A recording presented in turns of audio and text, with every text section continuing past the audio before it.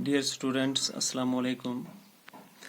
हम class 10th social science में political science part discuss कर रहे हैं और इसमें हम चैप्टर 3 डेमोक्रेसी एंड डाइवर्सिटी पढ़ रहे हैं। आज का हमारा टॉपिक इसी चैप्टर से पॉलिटिक्स ऑफ सोशल डिवीजन है, जो इस चैप्टर का 3rd लेक्चर है। So what is social division?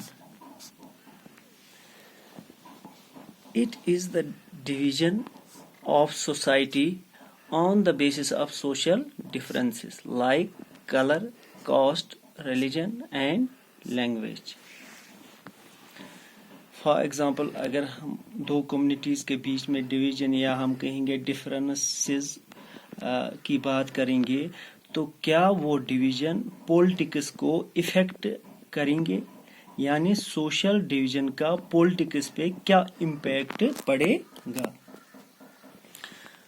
So it can make social divisions into political divisions and leads conflicts, violence and disintegration. इसका क्या मतलब है?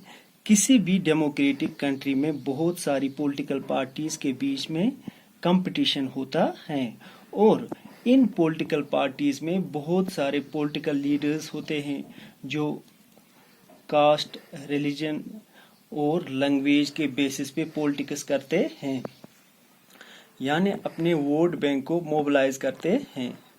दो कम्युनिटीज के बीच में on the basis of caste and religion division करते हैं।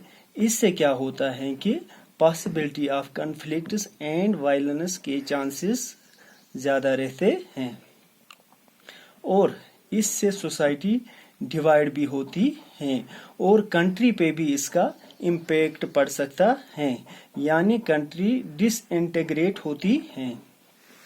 क्यों कंट्री डिसइंटीग्रेट होती है? जब सोशल डिवीजन पॉलिटिकल डिवीजन बन जाता है तो कंट्री डिसइंटीग्रेट होने के चांसेस ज्यादा होते हैं।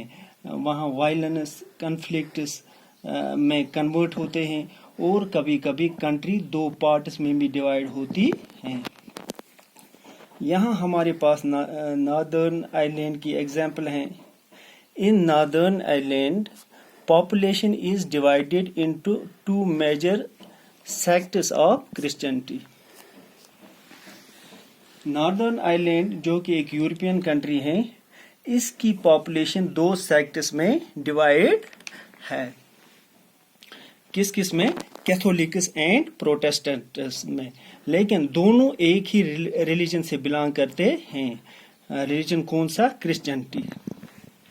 53% are Protestants were represented by unionists who want to remain with United Kingdom UK, and 44% are Roman Catholics were represented by the nationalist parties.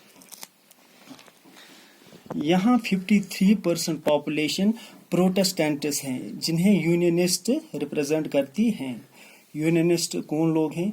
ये लोग यूनाइटेड किंगडम के साथ जाना चाहते हैं और 44% रोमन कैथोलिक्स जो नेशनल पार्टीज को रिप्रेजेंट करती हैं, यानी वो नॉर्दर्न आयरलैंड के साथ जाना चाहते हैं।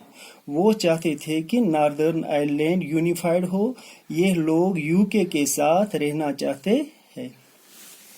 इस तरह से यहाँ क्या हुआ कि एक ही रिलीजन में 2 सेक्शंस हुए, दोनों की अलग अलग डिमांड्स थी, जिससे कंट्री में कॉन्फ्लिक्ट्स और वायलेंस क्रिएट हुए और इसमें बहुत सारे civilians, militants and security forces मारे गए। और ये फाइट किन के बीच में थी?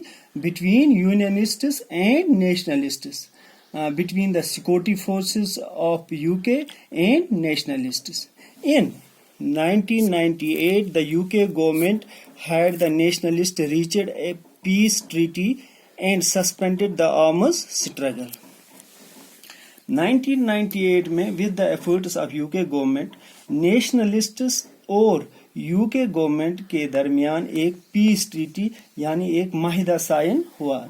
इसमें नॉर्दर्न आयरलैंड में आर्म स्ट्रगल जो चल रही थी उसको क्या किया गया? उसको सस्पेंड किया गया।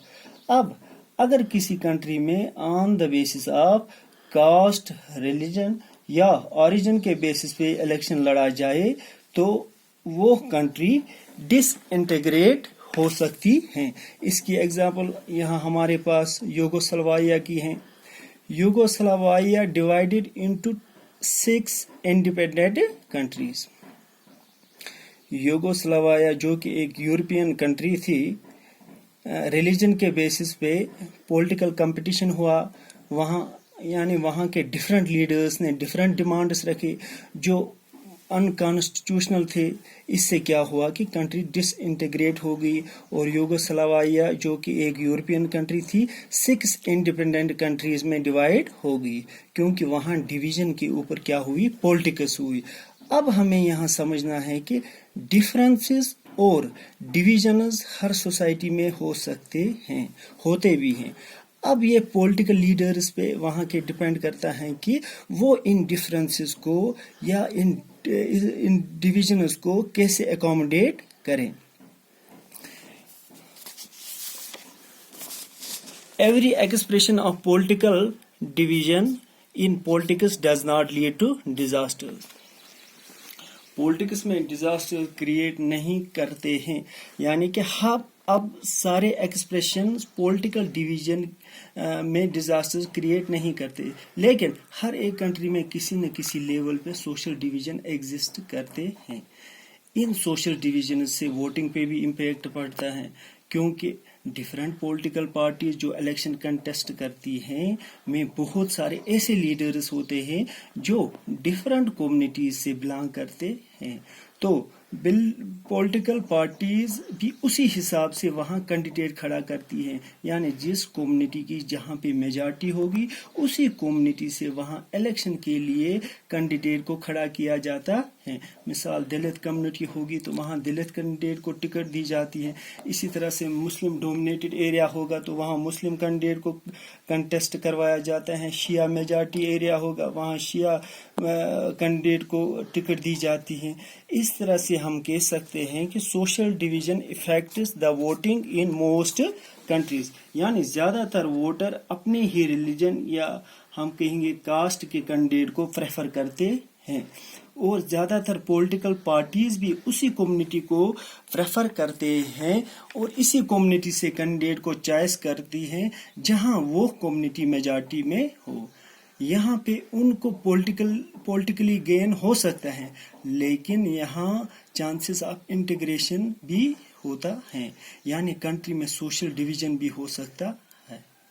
ये था हमारा आज का politics of social division. Thanks.